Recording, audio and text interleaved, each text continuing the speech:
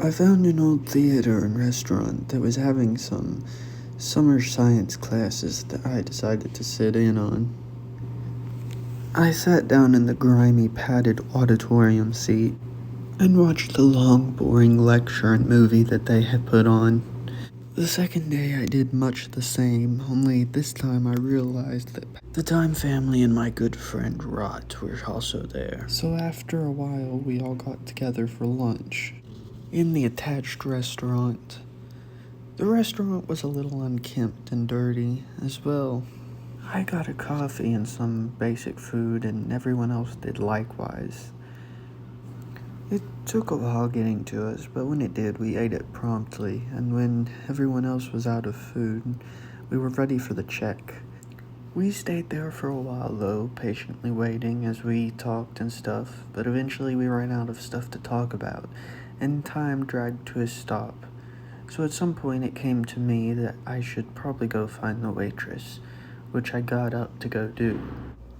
There were 2 rooms upstairs, both cool, dark, and quiet.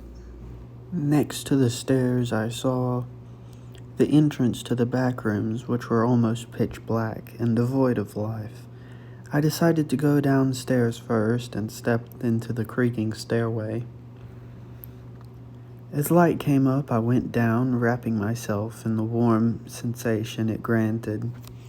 I reached the bottom of the stairs, my feet landing on solid ground, and turned right towards the light.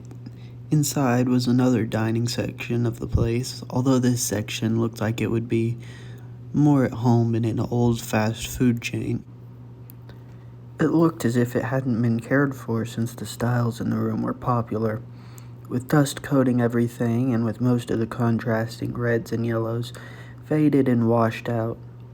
The warm light that was filling the room was coming from the dust-covered windows, and exaggerated by the whiteness of everything in the room.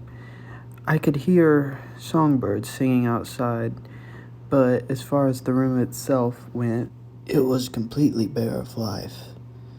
I turned back towards the stairs, but realized that there was a door to the right of where I came.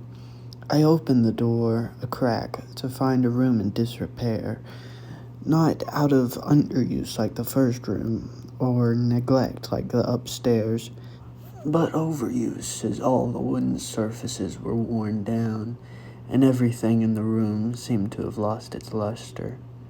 Likewise, the room was full of people, old men and women who just stared at me. I slammed the door shut. I returned to my friends to find them all gone, our used dishes still on the table.